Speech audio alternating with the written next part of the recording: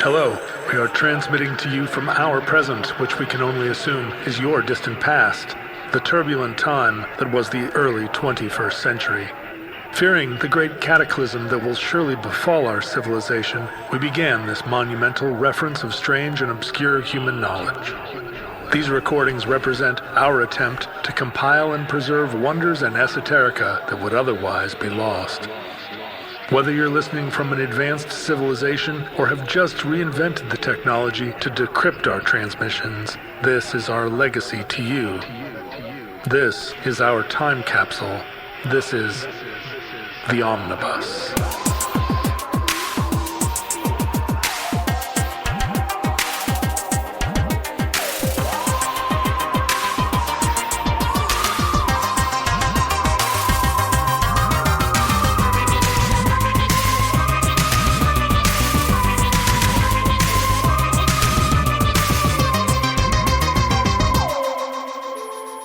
You have accessed entry 530.JB3822.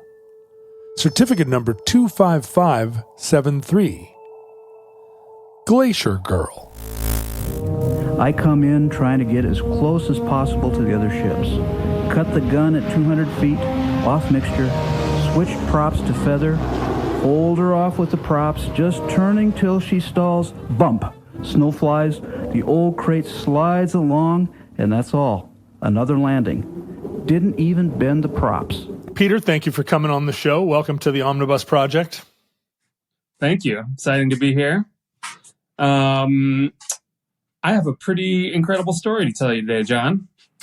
Well, tell me all about it. You know, if you want to start off by talking for 40 minutes about just sort of your day and how it is that you're, you know, what the last meal you cooked was, we can do that, or we can dive right into the show, whatever you prefer. Where are you broadcasting from? Let me just start there.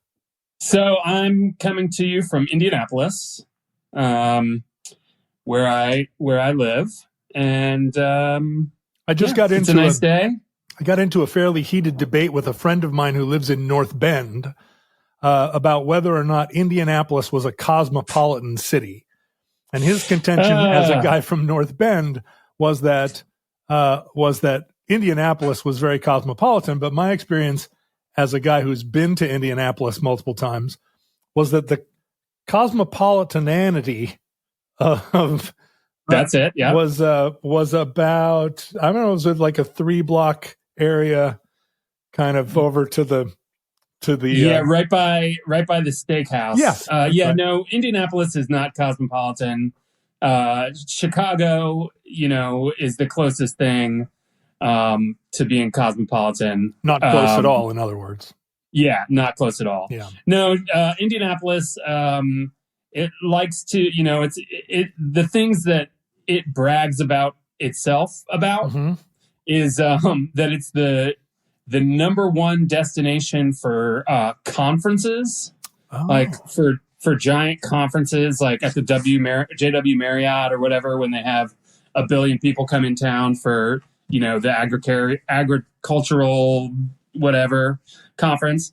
And so that does not, I don't know. I don't think that like really lends itself to a sort of cosmopolitan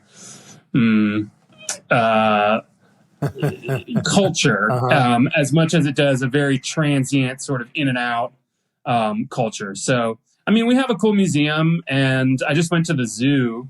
There's nice. A cool zoo, yeah, but it's still very rural, and cornfields within 20 minutes of downtown. So I'm going to say no, not cosmopolitan. I tried to go to the race, the Indianapolis 500 once. It's crazy. Like 400,000 people go to that thing. It seems awesome. And but I tried to find a place in Indianapolis to stay, and that seemed unreasonable. So I was going to you could fly into half a dozen airports within 50 miles and rent a car. And it was, you could stay out there for $40 a night. So. Yeah. But it didn't end up happening. I didn't end up doing it.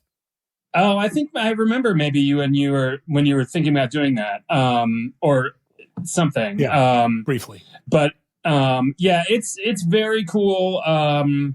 It's very Indianapolis is good at things with crowds. Like, we're very used to like high volume crowds that, come in and leave. You can just push everybody out into the cornfields, right? There's no, it's not like there's a border. Yeah. There's plenty of space for the crowd to dissipate. Right. So, we're good at that stuff, but, it's just where I live. It's not my most favorite city by any means. Are you an Indianan? No.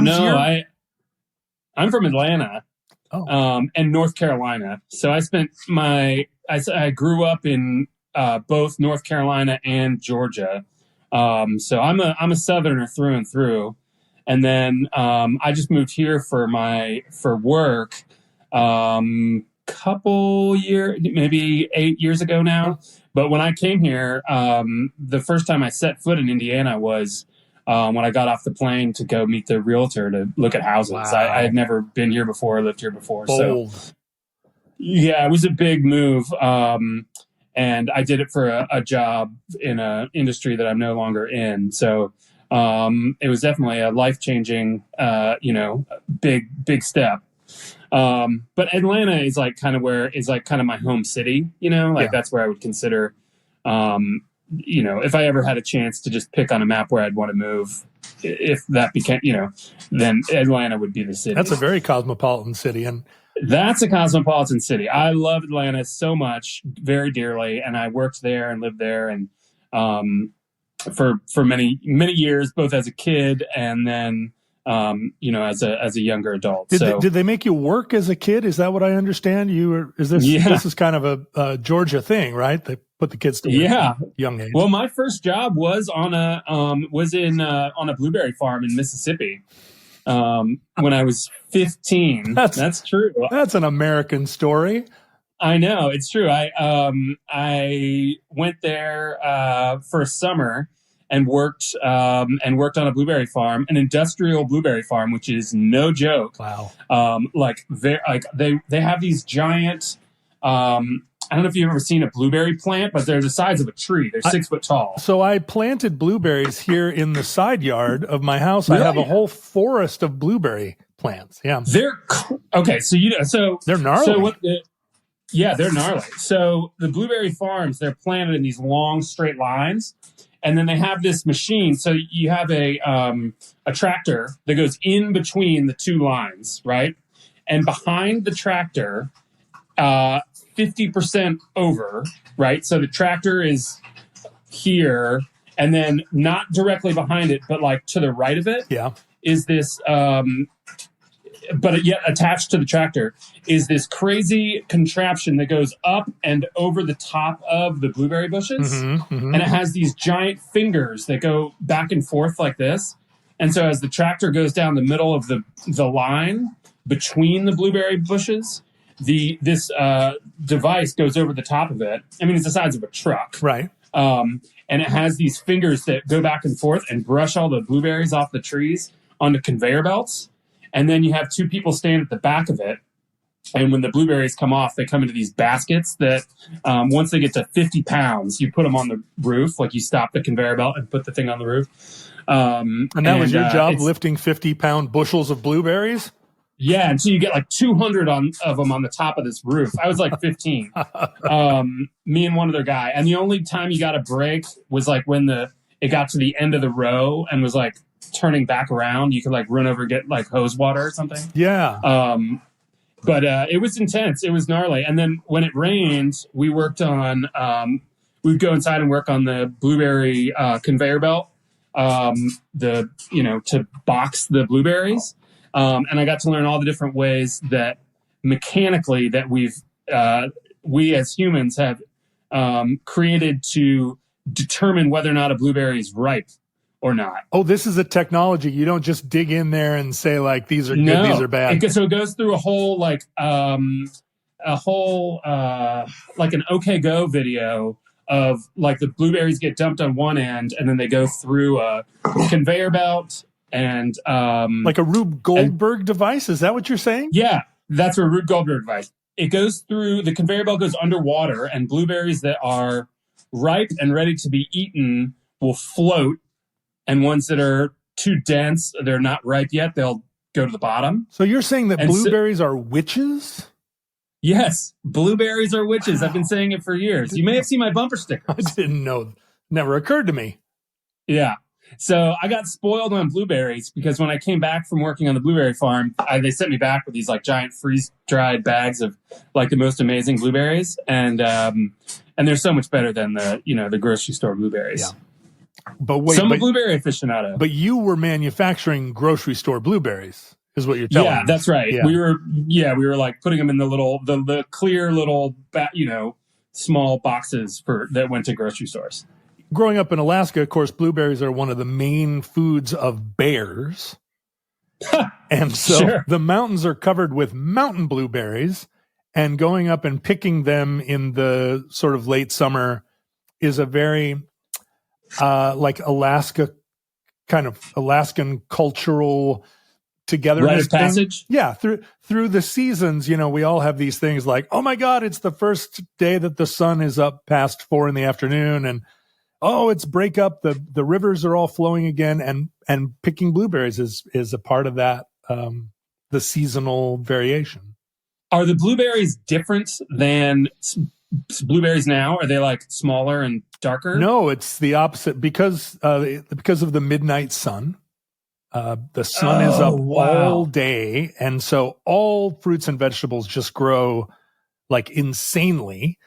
Oh, that's amazing. I would think because of the cold climate, but wow, that's of course. Yeah, right. The summers are beautiful, and the blueberries are just, as you know, eating a fresh blueberry off the plant is the best thing. Unbelievable. It's an incredible experience. Yeah. I planted these blueberry plants on the side of my yard, and like all fruit in Washington, there's 3 days between when they're inedibly sour, and then they're perfect, and then the birds swarm them and they're gone. Course. So you've got 3 days to get them, and invariably. How long did it take before they produced blueberries? Like, did you plant like the bush and then it? It's interesting that you ask. I actually raided a defunct blueberry patch where the plants were already 6 feet tall, and spent a very, very exhausting couple of days digging up these enormous blueberry plants, transporting them, and replanting them. So I have a mature blueberry patch, but that is still trying to recover from the trauma of this great move. Yeah. Wow. Yeah. Wow. I can relate. Yeah. That's amazing. Well, blueberries are delicious. Washington is just full of splendors. Yeah. They're a superfood. That's right. They're an antioxidant. We know that they're a witch. So that's right. They're also a witch. Yeah, they convey witchy powers of some kind. It hadn't even occurred to me that if you have a blueberry smoothie, that it's really more of an incantation. Does that mean it's also a duck? That's a Monty Python. When they're like the witch. That's right. What else floats? That's right. You like short circuited my brain because my daughter is going through her, I guess, first teenage Monty Python phase. She has good taste. And every like nerdy girl at some point, or nerdy boy at some point at their freshman year in high school, just lives where every word out of their mouth is a Monty Python quote. Yes, I certainly did. Yeah. And just last night at the dinner table, she was just peppering me with Monty Python quotes. And the only thing I could do to get her to stop was to say, "We've got spam, eggs, and spam, and spam." And that would throw her to the ground, in convulsions of laughter. And then she would come back, trying to like Life of Brian me. And I would just be like, spam. And I spammed her, and then you just hit me with it, and it was so out of context. Does that mean she's also a duck that I just had to, I don't know. You could see the smoke come out of my headphones. I did. I was worried that I broke you. I'm glad that I didn't. So today's show is something I think you're throwing a strike right across the omnibus plate here. Yes. Which is great. I think so too. As an early as an early co-host, it's, I think, pretty good to like stay in the lane. So lay it on me. What's the all right? Paint a picture. So this is an incredible story that I also have a personal connection to. So I hope that I do it. I hope that I do it justice. Even better. In 1980, there were two pilots, friends. Their names were Richard Taylor and Pat Epps, both of whom were already sort of aviation. These would be soon to be aviation legends in the Atlanta community. Okay. Mm-hmm. So there's currently now an Epps airfield in Atlanta, which you may have seen if you're scrolling through airports or, small airfields and stuff like that. So as if I would scroll through small airports, which of course I have done. I have done. No, you're absolutely correct. I figured that's something you would do. Now let me just ask. You were not born in 1980, is that correct? No, I was born in 1982. 82. Okay, yeah. So an elder millennial. That's right. Apparently. Well, that's what they say. So in 1980, so these two guys, they're both aviation guys. Richard, who we're going to be spending most of our time with, Richard got his first plane before he had a car. He got in trouble as a young aviator for things like flying under bridges, which is not good. Nope. FAA doesn't like it. No, apparently they can only, back in those days, they could only catch you after the fact, by your radar. Are you saying that these days they can capture you either with a net or Inception style before you even do it? They catch you before you even do it. Yeah, if you have the thought, if they can see if you're picturing flying under a bridge, and then they break through the door. And it's incredible technology, actually. So these two guys decide to do this thing, which is called rolling the pole. Now, have you ever heard that term before in your aviation experience? I may have heard the term rolling the pole, but it wasn't in an aviation context. It was a different context. It was a rock and roll thing, and a long time ago. I barely remember. Yeah. So, in the aviation context, rolling the pole means taking your plane, flying to the magnetic North Pole of the Earth, the magnetic North Pole, not the geographic North Pole. Sure. And then taking your plane, flipping it over, doing a roll, and then seeing... What's that? At the pole. I see. Okay. At the pole, above the pole, yes. And seeing what the compass does. I mean, this seems like a thing that all that had to happen was one person do it once, right? It's not a thing. It's not a science experiment. They're just doing it to see it happen. Right. Okay. Right. And they would tell you that they are the ones who did it the first time. These two guys. They invented rolling the pole. I don't think they invented the concept of it, but according to them, they were the first ones to do it. So it took them 3 tries, 3 different years. 1978, they tried it, and weather pushed them back. They're flying from Atlanta through Canada all the way up, and it didn't work 2 different times. It didn't work. 1979, it didn't work. But finally, in 1980, they successfully did it. Now, the magnetic North Pole is actually like 3 different points, and they triangulated it and went over the middle of that point to make sure that they really nailed the math and science of it. So 2 questions. What kind of plane were they in? Oh, my gosh. I knew you were going to ask that. I shouldn't. Oh, gosh. All right. It's all right. I'm glad you have a reference book there. All the other plane questions, but I don't know that one. But go ahead. Okay. And then also I want to ask you about the magnetic North Pole as a thing that appears to be in motion and also Of course, I have a question about whether or not you believe the magnetic poles are going to flip at any time soon. They're flipping right now, aren't they? Well, I hope they're not flipping. That's going to make all the toilets flush backwards, but also, isn't it going to bring all the satellites down out of the sky? I mean, these are some of the questions I have. Well, I don't know anything about the satellites or the toilets. Okay. I think I made that one up. As far as the magnetic North Pole being in 3 different locations, I'm going to have to take their word for it. Yeah. They claim that depending on how you calculate it, at the time that you could get 3 different readings from different calculations. Sure. And they took all 3 of those and averaged them. I don't know how you average it. That seems like trigonometry to me. Probably. But then if it were to flip, I guess we'd all just have to hold our phones like upside down, or how. I don't know. Magnets, how do they work? This is the big question of our era. I think we might have to wear our shoes on the opposite feet. I'm not sure how that works. So they're up there flipping the pole in 1980, presumably in a civilian aircraft.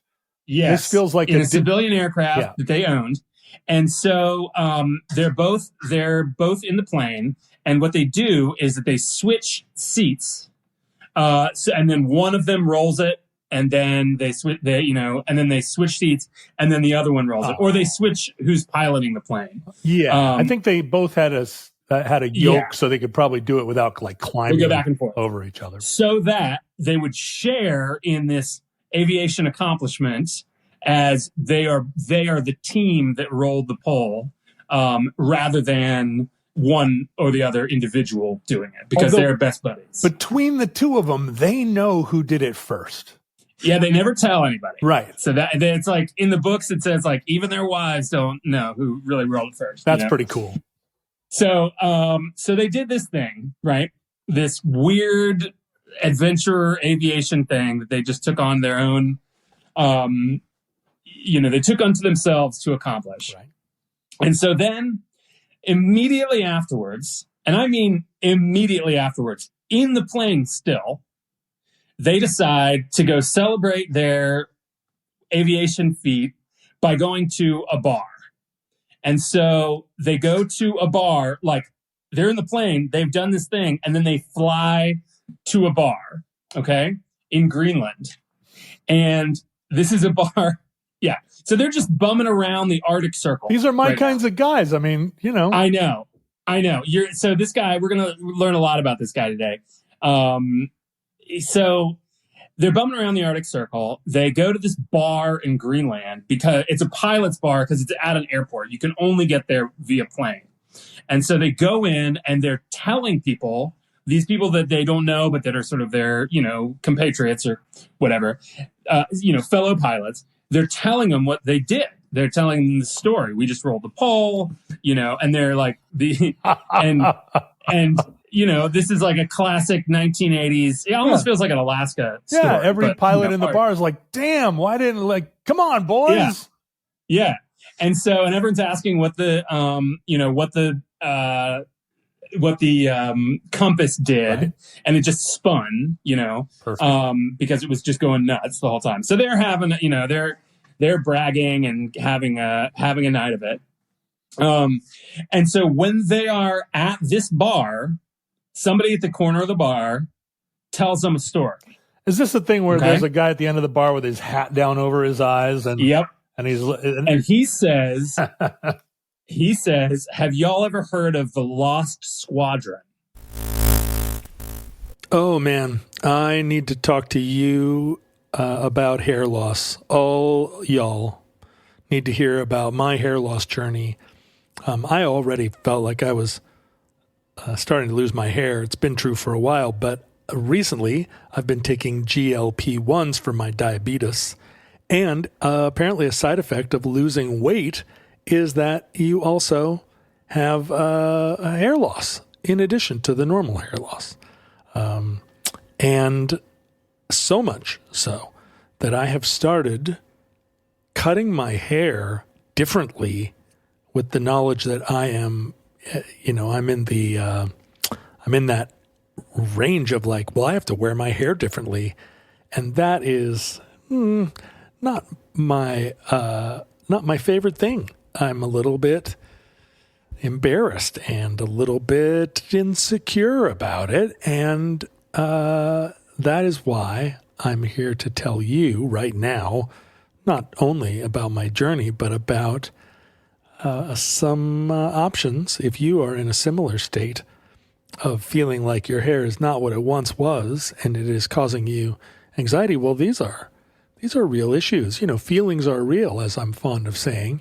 And so I want to introduce you to Hims. Longtime listeners of the program know that Hims has been a marvelous supporter of the show for a long, long time. And, you know, Ken had a lot of success with using some of the products that Hims has on offer and has regrown his hair when he was really losing it. And now, I mean, the proof is in the pudding. He's a major TV star.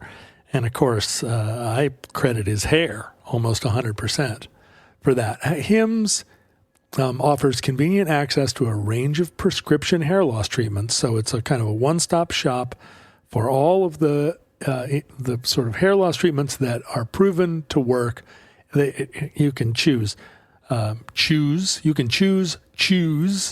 oral medication, serums, sprays. These are all doctor-trusted ingredients like finasteride and minoxidil, stuff you've heard of. It's the real deal.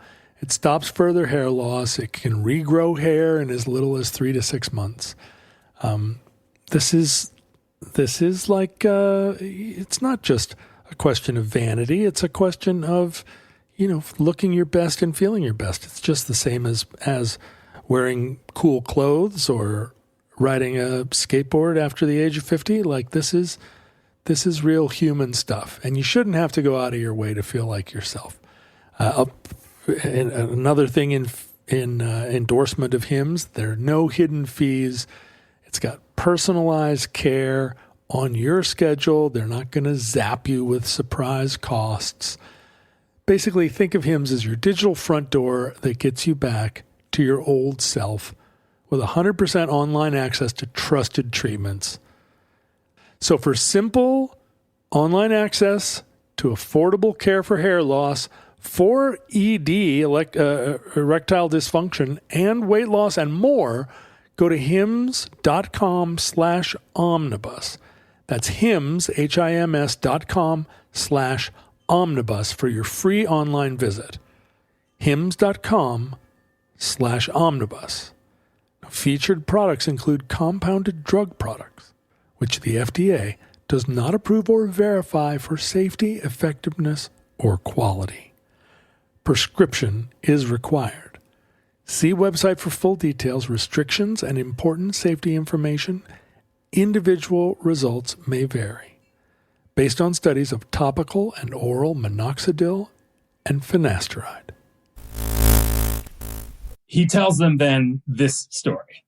Okay? Mm-hmm. You with me? Mm-hmm. I'm on the edge of my seat. So the story that he tells them, in 1942, there was is it a fleet? It's not a fleet of a group of planes together. A fleet?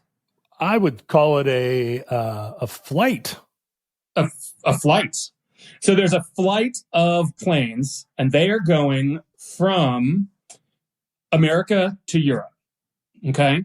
And they're flying from Maine. This is 1942. So these are Air Force planes. Army Air Force, I should say, because there wasn't an Air Force yet. Well, I was wondering, is it not the Air Force in 1942? In 1942, the Air Force was a part of the Army, like the Marines are a part of the Navy, although any Marine listening is going to object to that. Yeah. Because that's their vibe. Yeah. There's a lot of, So I know that I'm treading into that aviation people are, the sticklers for the details. So I'm going to try to get all these details correct. So it is a group of 8 planes. 6 of them are P-38 fighters. Oh, yeah. And 2 of them are B-17 bombers. Awesome. Okay. Get it. So that group of planes is flying from Maine to Europe, and they, through errors through navigation errors and weather errors, they eventually have to put the whole flight down. Okay, and this is the largest in U.S. aviation history. This is the largest forced landing in aviation history. Okay. They all ran out of gas. They got lost or something, or they got lost. The books go into a lot of detail about why they got lost exactly, but it amounts to that they were going one direction and then their compasses broke, and then they had a storm, and the storm was an electrical storm, and that messed them up even more. And then they circled around back, and when they finally broke through the storm, they realized that they were really low on gas, and they weren't going to make it to either their destination, and they also were not going to make it. They didn't have enough fuel to go back. But they were okay. They were like, okay, well, that's fine. We're flying over land. And so it was just the land they were flying over was Greenland and Iceland. So this sounds very much like a Bermuda Triangle type story. Yes, it kind of is a Bermuda Triangle type story, except that no one disappears and everyone is okay. This is a very positive story because the Bermuda Triangle, I feel like there's like boats that disappear and we never know where those people go. Yes. Yes. So we know where all these people ended up. And they ended up on this iceberg, which is very similar to the iceberg that actually took down the Titanic. But they are, they're flying all around, right? And they decide, they're still in the air, and they're communicating with each other, and they decide that they are going to need to land these planes, all right? They're running out of fuel, and so one guy is like, in the P-38,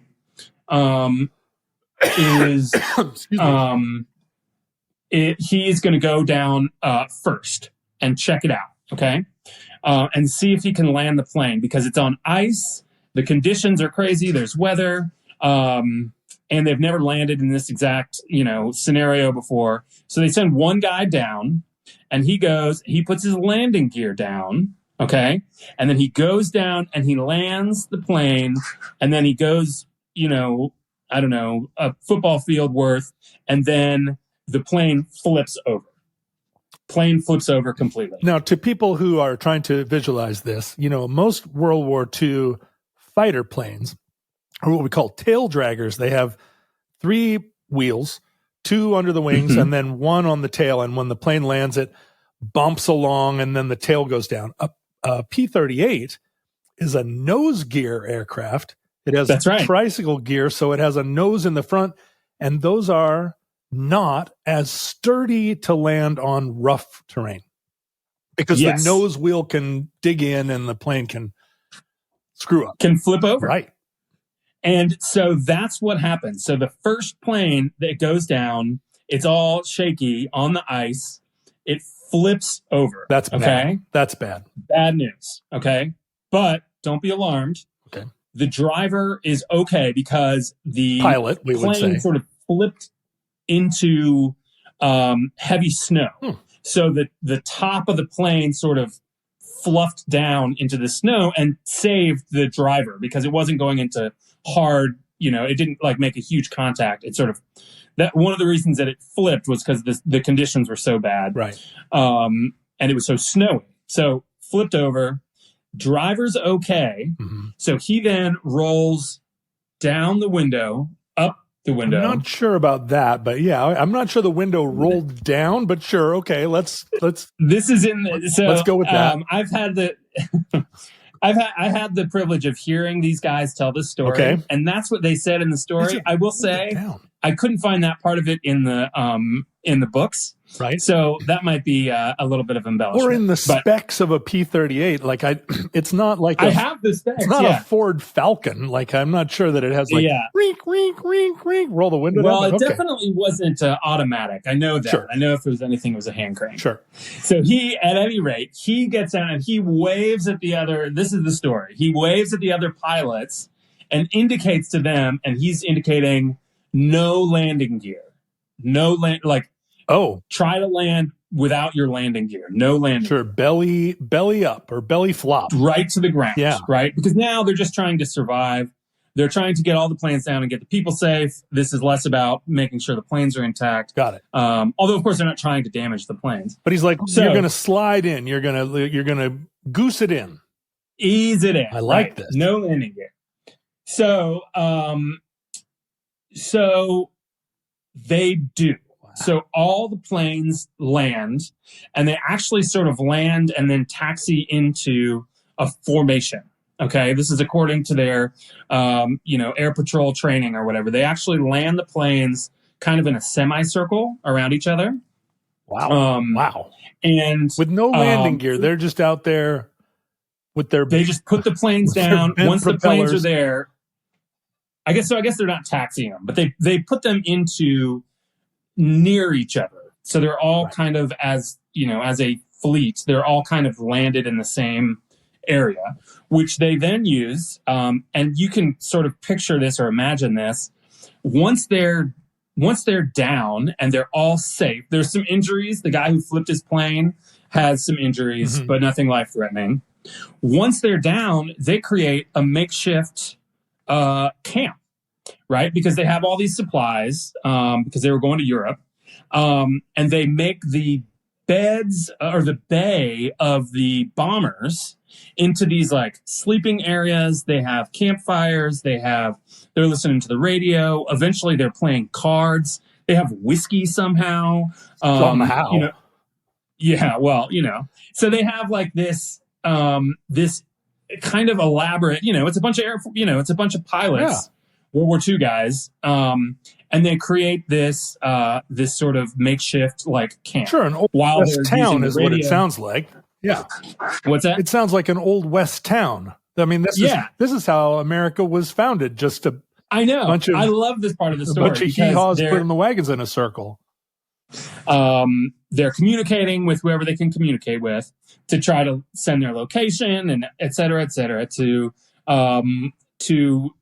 get a rescue party coming to get them. Right. And also during this time, they all took a ton of photos. Oh, I thought you were going to say they all took a ton of acid.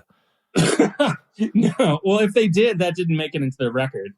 But the photos are great because it looks like they're having a blast. Mm-hmm. They're all like posed 3 deep in front of these planes, I can actually, let's try this. I can hold it up and see if you can see if this works.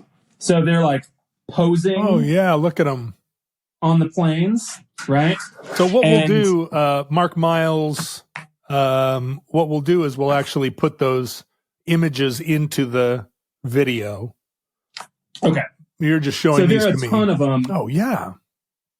There's a ton of them where they're all kind of like standing next to the planes, and it shows what here's a big one. I know we're going to put these in the thing, but I just wanted to show you. That's awesome. Look at that. Yeah. Oh, that's awesome. Now I can picture it. And look how every single propeller is just bent out. I mean, they're just like, yeah. And that's going to come in. That's going to come into play later. So these guys are on the ice, and they're communicating with other pilots eventually. And there is a rescue mission that goes into place that eventually saves all 6 of these. Or I think, actually, I don't know the number of guys. Must be more than that, because those bombers would have had 6 guys in them at least. Yeah, so I don't know the total number. Or maybe of guys. They were just ferrying them so they didn't have a full complement of. This is some nerdy talk now, but because there's 8 planes total, so there would have been more than 6 guys. Yeah. So anyway, it's a bunch of guys. So they put together a rescue mission. Now, the first part of the rescue mission is a couple planes drop off supply boxes. Once they've found their location, their buddies go by and drop off some supplies with like medical supplies, more whiskey, current magazines. Sure, Playboy magazine. Now it's the first thing you drop off. Yeah, and it didn't exist yet, but yes. They also dropped off condoms as like a little pilot joke. That's funny. Anyway, so they get supplies. The people know where they are. And then a two-pronged rescue mission goes into effect where one part of it is sled dogs coming overland to because they thinks that the one pilot, they know that the one pilot got hurt. They don't know how badly or not. So they're bringing a sled that has that's a litter. A litter, right? So that they can take this guy out if he can't walk, right? But they're bringing sled dogs. They're bringing all the supplies. So and then the boat is coming. A boat is coming at the same time, and so eventually the sled dogs get there and they all sled out. And then they go so they travel overland to the coast. They get on a small boat and then they get carried to a Coast Guard cutter, which rescues them. And they get a big meal. They're all safe. They're all, high-fiving each other. And everybody is safe and sound. And so then that is at the time anyway, the largest forced landing and rescue in U.S. aviation history. So everyone is safe. Now, the lead pilot on this mission, or the navigator, must have gotten a very stern talking to from someone at headquarters, because this would have represented a pretty major loss of airplanes. So they lost all the airplanes, right? You're exactly right. So somebody's in big trouble. I don't know if they're just happy to see him back, or if I didn't look at their the disciplinary records to see if anybody got some demerits. I mean, pilots are more expensive to produce than planes, right? So you always want, even at the time, you always want the pilot back, because the training and the human capital, the pilot is worth more than the plane. But those planes were worth a lot. Those planes were worth a lot. They might have said it was closer. There was a close balance. So they left all the planes up there, okay? These are not the only planes that are left on this ice cap, but they're the only U.S. military planes that are left up there, okay? Mm-hmm. So as the years go by and other people fly over that area, these planes become a landmark of sorts. Right. Maybe landmark is the wrong word. No, I think that's the right word. Yeah. A navigation aid. Right. It becomes something that you can see from the air. Again, they're in sort of a formation that's very recognizable and looks very orderly. So you can see it from the air. There's a couple scattered planes, elsewhere, but they're not in the same formation, and they do not have the same appearance as man was here and organized, right. So, so that continues into the 60s, into the 1960s. It is still used as a navigation aid, in sort of word of mouth with other pilots, right? But then it starts to no longer be used as a navigation aid, and people can't find it. It's covered with snow and ice. It's being covered with snow and ice. All right. So technically Greenland is a desert. Right. So normally it is covered in snow and ice. But normally in, your average part of Greenland, the snow and ice does not increase dramatically throughout the year. It's just like a frozen tundra. It's kind of stuck in whatever weather is there, is just like permafrost. Sure, it doesn't have these 20 foot of snow kind of blizzards that we get in the Rockies. Exactly.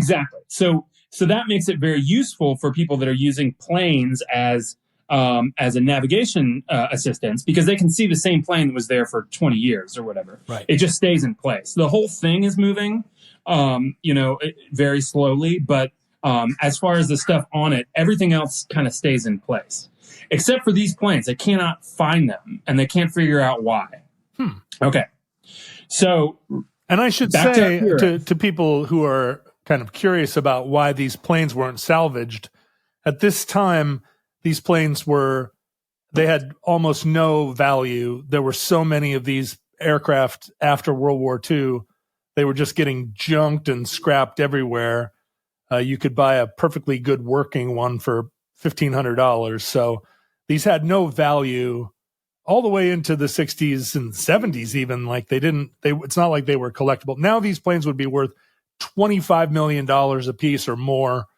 But at the time, it was just like junk cars. As we will see. Yeah. So you're exactly right. Yeah. So at the time, they were, the only value that they had was to other pilots as a sort of navigation aid. They were not anything. They were just maybe interesting. Right?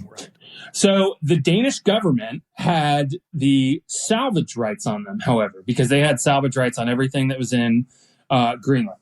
Because Greenland is a territory of Denmark. That's right. So, so our heroes, Richard and Pat, hear that story. They hear the story of the Lost Squadron while they're sitting in the bar in 1980, having just rolled the pole. They hear this story, this old aviation story, from, our stranger down at the corner of the bar, right? So Richard decides, he says, I'm going to fly one of those planes off of the Glacier. These guys, they're from Atlanta. So basically what you're saying is that this is the Bandit and his buddy, and they're just like hot rodding and drinking. They are hot rodding. Wow. They think they can do anything. They just rolled the pole, which they may have made up as far as I know. Like these guys are nuts. Now, but these guys are also, they have a lot of resources. They have day jobs. Richard is an architect. And he runs an architectural firm that builds churches and built a lot of the Atlanta infrastructure and parks and stuff like that in the 60s and 70s, actually. So they are very, their confidence level is high, and their knowledge of this situation is low. Right. But they say we're gonna do this. That is the combination that makes the South what it is, really. I know. Confidence high, information low. Yeah. So they say, we're going to do this. And so then they finish up their little mini aviation vacation, bumming around the Arctic Circle. They go back to Atlanta, and they sort of start to get back on with their lives, their lives are in the aviation world. And in the architecture world. So they have projects and they have customers. They have customers who buy planes. And they have customers who get planes repaired. Like they're deep in sort of the aviation world of Atlanta. And they have a customer who, this is now in 1981, who's looking for a P-38 for some reason. So now the market has started to shift, and these planes are starting to become valuable again. There starts to become a market for them. Interesting. Right? And so they have somebody who's like looking for one, and they say, and they sort of jokingly say, well, I know where there's 6 of them, and they're up in, they're on the ice up there. He's like, all we got to do is go get them, 2 days ago, I saw a rig that could hold that tanker. Yeah. He's like, we'll just go get them. So through this company and through this, through this customer, and they decide to go take a real look at trying to get these planes out. Because our heroes have still never seen the planes. They've heard about them, but nobody can find them anymore. Nobody can see them. Nobody's tried to find them. In 1981, nobody's tried to find them. It's all just a myth, a legend. Okay. So, I mean, it's not all a myth, a legend. Like, they have the photographs from the 1940s. Like, they know that the planes were there, but nobody has seen them in 40 years. So, 1981, they get on their own plane. 1981, they get on their own plane, and they get like snow boots, a tent, a metal detector, and they go up to try to find these planes and put their eyes on them. Sure. They think they're going to like fuel them up, put oil in it, and fly them off. This is how we summited Mount Everest. We had some boots, a tent, a metal detector, and people were just more intrepid then. Yeah, like and just had an iPod with their with their favorite favorite Long Winters album. So Inshallah. They start the search, and they are very media savvy. And this search is it's unsuccessful, but it is very scrutinized. So there's stories in the Atlanta Journal-Constitution. There's stories in the New York Times. The idea of these planes being up there and then not being able to be found is a very interesting story, you know? Mm-hmm. And so this is when it becomes the name of the planes of the group becomes called the Lost Squadron. Mm-hmm. Okay? Because they can't find it. So this sets up a gold. As I was reading this book, to me it seemed like a gold rush. So for the next 9 years, 10 years, there's all these kind of different companies that are like, some of them are vaguely related to drilling. Mm-hmm. These rich guys that have, these millionaires that have, that are like hobbyists, and it attracts this sort of raconteur rich guy. Right. It's Montezuma's gold. Yeah, got it. And then you get a couple of these guys on there, and that attracts more of them. So in my notes, I just wrote Gold Rush because that's what they're doing. They're all going up there to try to find these planes. And now they're out there with their metal detectors. It really is like they're realizing that the planes, they cannot find them on the ice. And now they think they're buried in the ice. Right. Right. And I'll explain where the planes were in just a minute. So they've got all these people, various, like a Winston racing team, like the cigarette company had a racing team. There's pictures of them up there looking for it, and they all have these racing tents that are labeled with Winston on them. Totally badass. Because the owner of the racing team took a bunch of people up there to try to find it. Winston Recovery Team. Oh yeah. Well, so people your age may not remember a time when all cigarette advertisements magazines were basically supported by cigarette and whiskey ads, and all cigarette advertisements in billboards and magazines for Camel and Winston featured like bearded guys with Robert Redford hair who were either trying to drive Land Rovers across the Darien Gap or I guess in this instance, trying to find the Lost Squadron. I don't remember this specifically, but it's tailor-made for a cigarette ad. It's right down the line for a cigarette ad. Here, I pulled up this too. I don't know if you can see. Awesome. But they have, and all the tents are labeled Winston. They're turning it into an advertising opportunity. For sure. And a photo, an opportunity for photographers even before they've found anything. And so there's a lot of details, and these companies get created and then get dissolved and then get bought by other companies over this 10-year period from 1981 to 1989. Okay, and they are utterly unsuccessful. No success. Wait a minute, you're kidding? Because one thing I know about pilots is they love charts. They love to keep maps. They love to put little flags on things. They love to triangulate their location.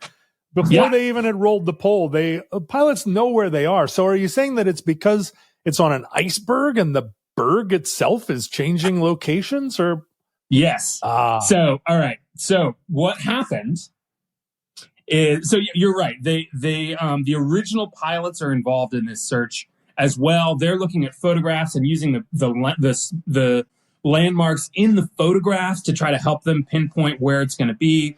They kind of have a general location. They're always searching in like the same place, They know it's like they have an area where they think that the planes are, and they can't figure out why they're not finding them. So but as they go back up there, they can only go up there for like 3 or 4 weeks at a time. Any of the teams they go up there to search, there's only a small amount of time when the weather permits them to be able to search for these things.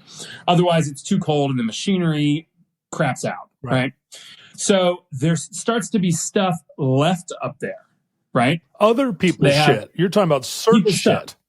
Yeah, searching stuff and material. There's kind of like a camp area where stuff gets left. Okay. Mm-hmm. So Richard and Pat, our two heroes, they have not been involved in every single one of these projects.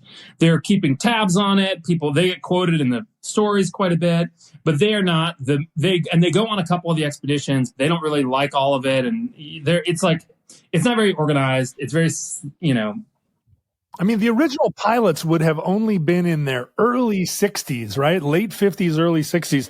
Still relatively young, older guys, probably on their first divorce and looking for trouble. Like, I bet. That's right. Well, and we'll get to meet one of them at the very end. So, 1989, Pat and Richard, they finally decide to get involved again in this search for these planes because everyone's been unsuccessful. There's been all these news stories in the New York Times that quote them, and there's still nothing to show for it, right? So they decide to go and look for the plane and use their engineering know-how, because Richard is he's an architect, but he interacts with engineers and people with technical backgrounds, and they decide to go looking for the planes themselves. And so in order to do that, they buy their own plane. They buy a DC-3 in order to take a bunch of their own equipment up there, because now they're deciding that the equipment that exists is not cutting it. There is no good equipment that is made for these kind of icy conditions. And they're going to invent some. And in order to invent some and test it, they need to be able to go up there sort of willy-nilly. And so they buy a DC-3 in order to take a bunch of their sort of home put together. Now, it's not really like homey, but this ad hoc drilling gear that they've kind of assembled as testing. And I should say that the DC-3 was also a World War II transport aircraft, and it was what my father flew in the Navy in World War II. Really? Is that where he shot the Zero out of the sky? That's right. My dad actually had a story about flying a DC-3 under a bridge, to have a call back to the beginning of your episode. Really? Also violating I don't remember that. the rules of the U.S. Navy. But yeah, the DC-3, when I was growing up, you saw DC-3s still fairly commonly used in Alaska as transport planes because they were indestructible and they made thousands and thousands of them. And unlike P-38s, at the end of the war, there was no use for a P-38. I think the Army sold some to Colombia, and I think maybe some of them were actually used in Israel in the early days. I mean, they only had a market for people that needed a warplane and couldn't afford a jet. Right. But the DC-3 was a total boxcar, and they didn't junk those. They sold them all around the world, and they were in use all through my childhood. Pretty everywhere. Well, this has a little bit of a connection to your neck of the woods in that these guys needed to outfit their plane with skis. Mm-hmm. With the DC-3 doesn't come with skis, and they needed to put it on there. So they flew the DC-3 to the Northwest Territories, and got it outfitted with skis there. Awesome. And then flew it back to Greenland. Awesome. With all this, so that it could land and kind of come in and out of their work area, their campground, their drilling site, which is what it's going to be. And so their DC-3, and again, there's pictures of this, is now outfitted with these, with skis. So now it's a snow DC-3. This kind of hillbilly ingenuity, like if it were applied to something, I mean, these guys could have probably built something that took them to the moon if you just gave them enough money and enough time. It was wild. And money was always a problem for them. They're always half the book is about them how they have to raise capital, and they're raising capital against the future value of the plane once it's restored, this kind of thing. So they get the DC-3, and then they get a guy who invents a ground-penetrating radar, low-frequency ground-penetrating radar that they call the isoscope. Well, the holiday seasons are in our rearview mirror, and probably you, like I, are feeling like all those bills are just coming in, just hitting you like a wave of debt. I for sure was not thrifty this season, and now I'm feeling the hangover. You don't have to continue paying exorbitant wireless fees because this January, Mint Mobile is continuing to offer 50% off unlimited premium wireless. This is their end-of-year sale, but it's still going on until the end of January. This is your opportunity not just to save money, but to cut out big wireless from your life. Their bloated plans, their unnecessary monthly charges, all their little sneaky ways of tacking on extra bills. Mint Mobile offers 50% off their 3-month, their 6-month, or their 12-month plans of unlimited access to high-speed data, unlimited talk and text, delivered on the nation's largest 5G network. You use your own phone with Mint Mobile. You bring your own phone number. You have all your existing contacts. You just pay 50% off Mint Mobile's already low rates. So this is a marvelous opportunity for everyone. This is a great way to save money going into the new year, especially if some of your New Year's resolutions were to save more money and to stop feeding money into the maw of big wireless telecom companies. So quit overspending on wireless. Get 50% off unlimited premium wireless. Plans start at just $15 a month at mintmobile.com/omnibus. That's mintmobile.com/omnibus. This is a limited time offer. Upfront payment of $45 for 3 months, $90 for 6 months, or $180 for 12-month plan required. That's $15 a month equivalent. Taxes and fees are extra. Initial plan term only. Greater than 50 gigabytes may slow when network is busy. Capable device required. Availability, speed, and coverage varies. See mintmobile.com for details. They use this radar that they built only one of, and they think that they have finally found, they've gotten a hit off this radar and that they found a plane. Problem is, it's almost 300 feet underground where they've gotten this ping. Come on. You know, this yeah. So they're like, what on earth? Why is this so far down? It was almost an accident that they got the reading that they got. Like, they weren't thinking it was going to be that far down, but the radar like dinged off. And it said the reading that they got was that it was metal. Is this an ancient alien story? No, it's not. It's not. It's even better than that. It's a human ingenuity story.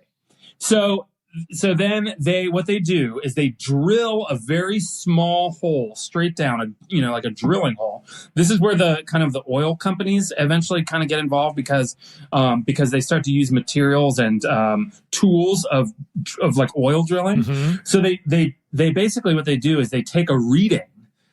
They drill all the way down to where the radar got a ping, got a result, and they get a piece of whatever was down there and then bring it all the way back up so they can see what it was. Okay.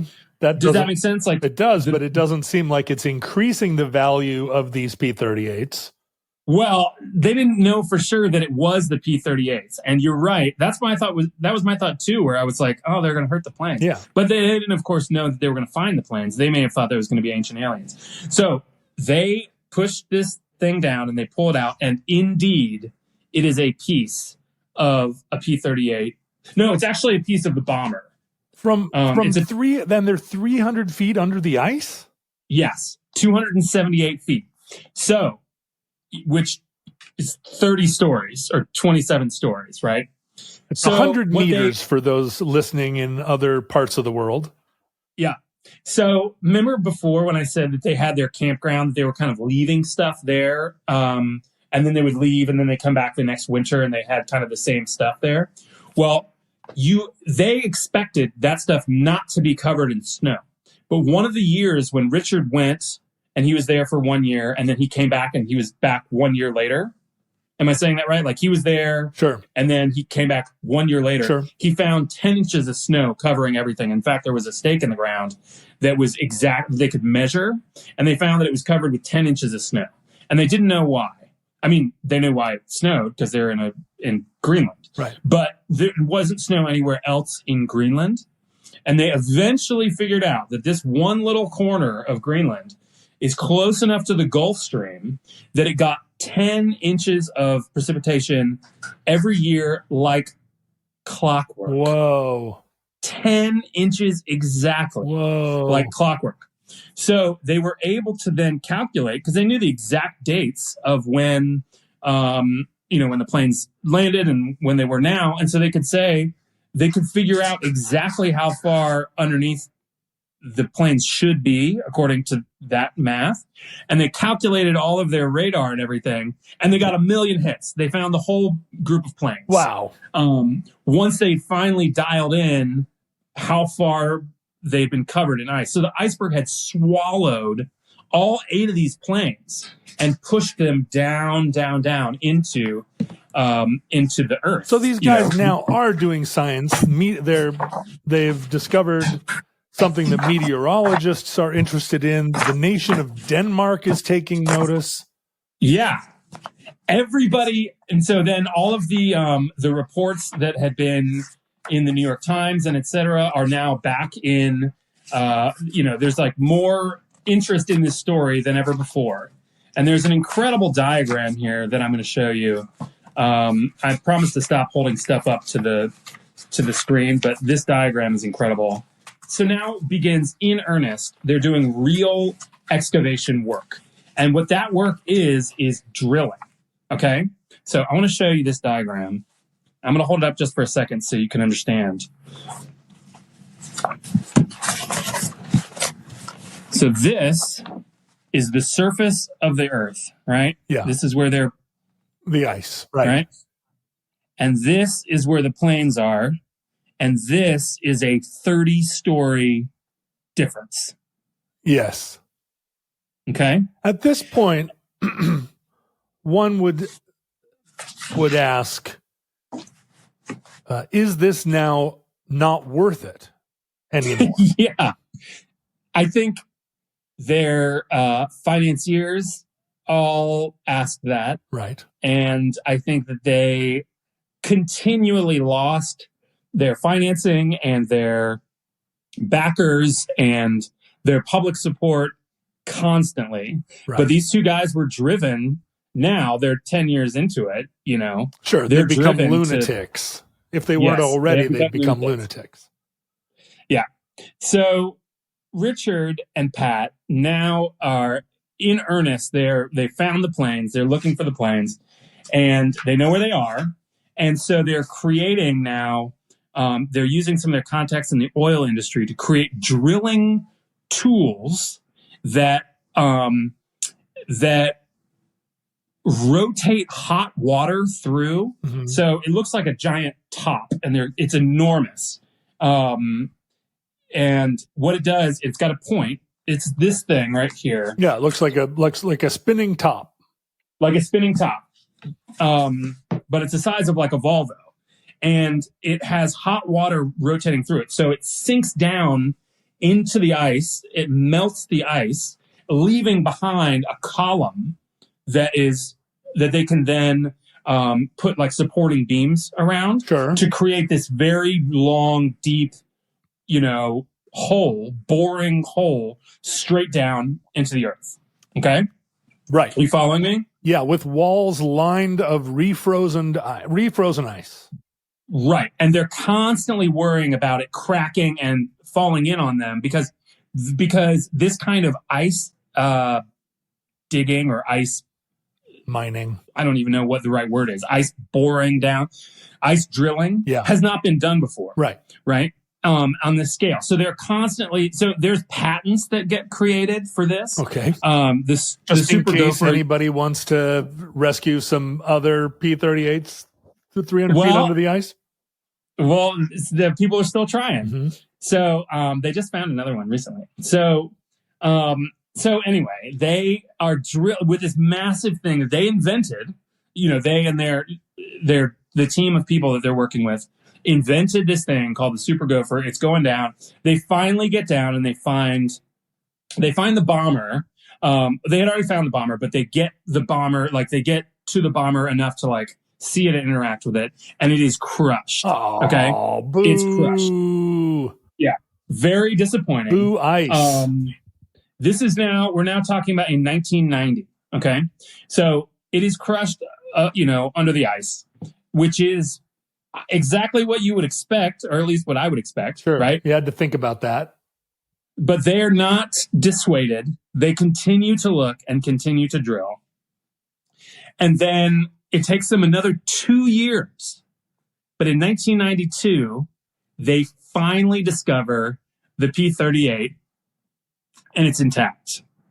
Craziest thing ever. Right. It's 30 stories under the ice. It's intact. The only thing that's broken is the glass, the plexiglass over the cockpit. Right. But everything else is intact. The clock is still in there. It's intact. The whole plane is preserved under the ice. So now that these planes are worth tens of millions of dollars, people are recovering them from the bottom of the ocean. People are restoring these airplanes from absolute wrecks. So, and it's kind of like, sometimes they do this with old Porsches, where really the only part of the old plane that's still there is the little plate with the serial number on it and one headlight. But they're not making any more of these. So yeah. Well, it's like the ship of Theseus, right? Where it's you replace every part of it. Is it still the same thing?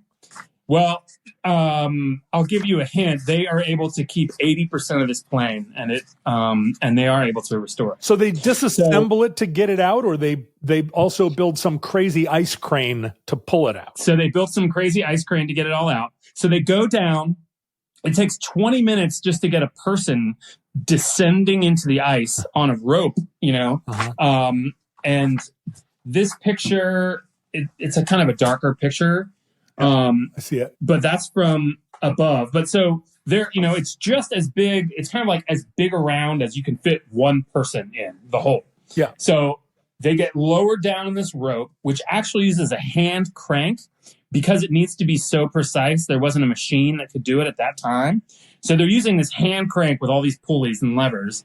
And they send people down there, engineers down there, who know these planes well enough to know how to interact with them enough to start disassembling it. And they have to clear out this pocket under the ice, which is which contains the plane. So it's it's as wide as the plane is, and underneath the ice it's this, there's one small tunnel going down, a vertical tunnel, and then they clear out this sort of underground Plato's cave. This is the most dad thing that ever happened. It's backyard tunneling and taking apart airplanes. Yeah. So they go down, and what they do is they disassemble it piece by piece in order to get all of the pieces out. The toughest thing is the wing, because the wing is like this, so they have to angle it up and then drag it slowly up to the top of the iceberg. Right. Where they're all working on the top of an iceberg. The conditions there are terrible. They're basically camping up there. So they're all staying in tents and they're doing this project. So they get everything out. They have to negotiate with the Danish government for salvage rights. But now they are a professional salvage operation at this point. They are a company that these guys own. And so it's certainly a long way from Tipperary. Getting a backpack. Yeah, there's snowshoes and a metal detector. So eventually they get the whole plane out. It is flown in pieces by helicopter off of the Glacier. It's taken by ship to Denmark, and then to Sweden, and then finally to Savannah, Georgia. Along the way, the Iraqi war starts, and some of the materials and ships and things that they're using to transport all this stuff gets reassigned to go to the Middle East, and pauses the whole operation for like 6 months, where they're on, international politics has interceded to pause their plans. But eventually they get it over to Savannah. And then from there, eventually it goes to Kentucky, where they restore it. It does feel like the trip from Denmark to Sweden could have been avoided. But sure, that was part of they had to do a short trip there because they were in negotiation with, because I think they had to buy it from Denmark because the salvage rights now had a huge value on it where they didn't before. Right. They had negotiated the salvage rights like in 1981 when it was literally scrap, right, as you said. Right. But the market for it now is huge, and it's got all this attention. So suddenly they've found the golden goose, and Denmark wants their cut. Right. I guess. Of course. I guess. And Kentucky, if I had to pick an American state where I would restore a P-38, Kentucky would be like number one on the list, really high up on the list. Yeah. So they take it to Kentucky, and then by this point, it's owned by a person who owns a company that restores planes has now bought it, and it slowly gets restored, and it takes 10 years. It takes from 1992 to 2002, but they restore they restore it using 80% of the original parts, which is you may be more familiar with that kind of like language about it, but that's their like internal lingo for how much of it is original, I guess. Right. So 80% of it is original, which is very high. And so then in 2002, they get the original pilot, and they get all these people that were involved in the salvaging of it, and it flies. It doesn't go very far. It flies around, goes in a couple circles or whatever, and they take a bunch of pictures with the original pilot and Richard Taylor and all of our friends there, as it takes its first flight. Phenomenal. And it still flies today. Oh, so it's still in air shows like 3 or 4 times a year. They tried to fly it across the Atlantic, but it didn't work. Yeah. Did they crash in Greenland again? They tried to. They were kind of trying to replicate. I don't know what crazy idea this was, but anyway, it didn't work. They ran out of fuel, and they had some mechanical problems. But the plane is considered like the best P-38 renovation of all of the renovated P-38s. Wow. This is the best one. Wow. It is like the platonic ideal of a P-38.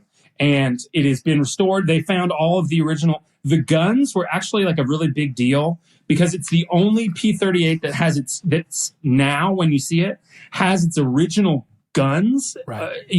On it. They found all the bullets too when they were excavating it, right? Because it had never been used in combat, right? So, and it is, for whatever reason or however history has happened, this is the only example of that plane with all of the original like war hardware, right? Because they would have when they decommissioned the planes in 1945, first thing they would have done is tear all that stuff out, right? But this one was still in the ground, and it was in the ground for 50 years, slowly 10 inches at a time, getting buried under this glacier in Greenland. And it took these two guys, 10 years to get it out, and then it took another 10 years to restore it. But it still flies. It's called Glacier Girl. You can see it, and it's beautiful. It's a gorgeous plane. In 2017. Another team went up there and found another one of the P-38. So they know where another one is, but none of the other ones have been brought out yet. So this is the only plane that's been brought out from the from the Glacier that is salvaged. But in the intervening 30 years, there's another 300 inches of snow on top of them, or? That's right. It keeps going. So they're getting farther and farther down. And, a lot of the technology has changed, but, and I don't know if our guys, Richard and Pat, are no longer involved. Like, they're involved in the sense that they're like emotionally involved in the plane and they're on all the pictures, but they are not searching for any new planes up there. Yes. That ended their Arctic Circle adventure. These guys are 80 years old now, presumably, right? I mean, well, he's 90 years old. Wow. Now, when I met him and heard this story in person, he was 80 years old. This guy, John, was on Paul Newman's racing team for 20 years. He still races Datsuns. When I met him in 2016, he races Datsuns, vintage Datsuns. Yeah. 510s, right? Yeah. And so he races those.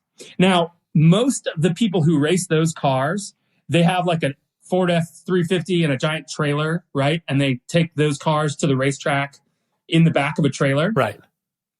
He drives his car there with his little tiny trailer behind it that he designed that has 4 racing tires and a Triumph motorcycle from like 1955. He drives the actual car like on the highway to the race, switches out the tires himself, then uses the motorcycle to like go to the hotel, bum around town, races the car, wins, and then switches the tires back and then drives it back to his shop, his garage. Incredible. Where he also, he restores Civil War era rifles. When I walked around his studio, he's like, careful, that's black powder. Yep. There's like a blunderbuss sitting on the thing. Well, that's he's true also here a beekeeper. At the bunker. You wouldn't want to just touch all this stuff because some of it is black powder. Yeah, well, there was black powder at this place too. Now, how did you happen to meet him? Like, what's your connection to this? So this is how it all got started. So in 2016, I hired a design firm to build something for me for my job at the time. And I hired this design firm, and this guy named Richard he owns a design company in Atlanta called Taylor Workshop. And I hired them to do this project. So they met, and he and I got along really well. He's like roughly my age. And he and I had this great meeting. My company that I worked for hired his company. And so one day, it was like 2:00 on a Friday, and I just finished a lunch meeting, and I decided that I was going to go stop by and see how they were doing on this design project.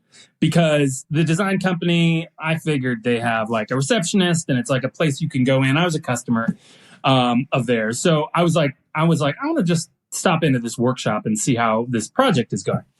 So I looked on my phone and just type in like Taylor, whatever, workshop, whatever. And it pops up, and it's Taylor Architecture is the thing that pops up on Google Maps. And I was like, oh yeah, I guess I got the name wrong. So I type that in. So I park and I walk in. On the way in, I see a friend of mine, a buddy, who tells me, he's like, hey, I'm sorry I've been weird for the past few months. I had to sign an NDA because I was on Shark Tank. And I was like, this is an auspicious day. This story is getting a little convoluted. I know, it's crazy. So we can cut this out. Anyway, so I walk into and I meet this guy. I knock on the door, and it does not feel like an office with a glass, with a receptionist.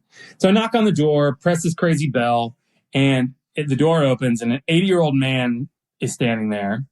And I said, I'm looking for Richard Taylor. Am I in the wrong? Yeah, I was like, that's what I'm looking for. Is he carrying a Civil War rifle at this point? Almost. He says to me, tall guy, talks a lot? And I said, yes. And he says, you're looking for young Richard. You found old Richard. And so I'm like starting to piece together this is a father-son thing. And I was looking behind him, and I said, is that a real suit of armor behind you? And he's like, come in, I'll tell you about it. So I walk in, and I'm there for 2 hours taking pictures, recording it. He's got Paul Newman's race cars up on the ceiling where he's taken out the carburetor himself. He's got all these Triumph motorcycles in various states of disrepair. The aforementioned blunderbuss, he's a beekeeper. There's bees in the back. Yeah, like it stands to reason. Craziest. Yeah. What's that? It stands to reason that he's also a lapidaryist. Yeah. On the side. And he's also an active architect. So he shows me all his like crazy computer screens where he's like, I just designed this Methodist church. And he's a crazy dude. So, I got to know him, and then I knew his son, I'm friends with his son. I played chess with his son. I just lost a chess game to young Richard Taylor, also named Richard Taylor, which of course he has a design workshop in Atlanta, like a mile from his dad's, and they're both, one's called Rich Taylor Workshop and one's called Taylor Architecture, and that's why I got them confused.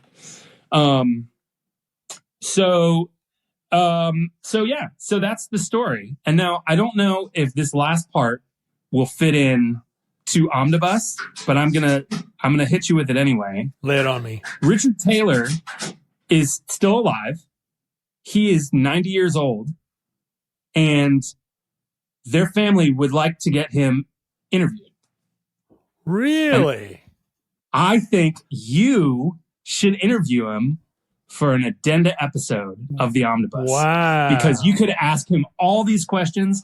He's still sharp as a tack. He flew under bridges. He got this plane out of the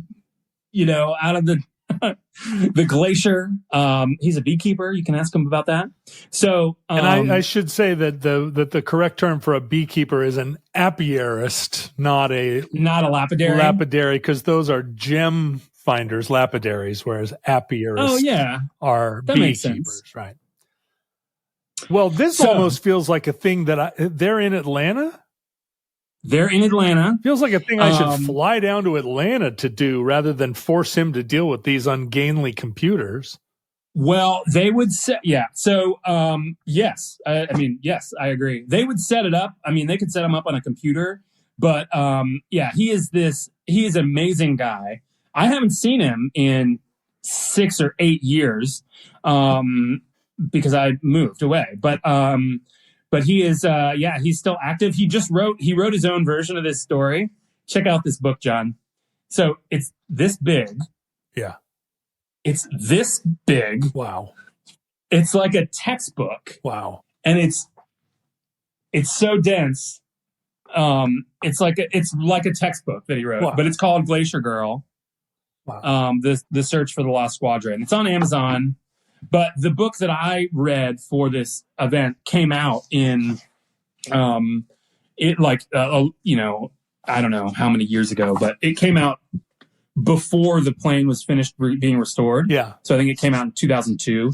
And it's a big glossy picture book. And so then I went and saw, at kind of the book release, I went and saw Richard and Pat, who I knew at this point, give their presentation on the book, give their 1 hour presentation on the book.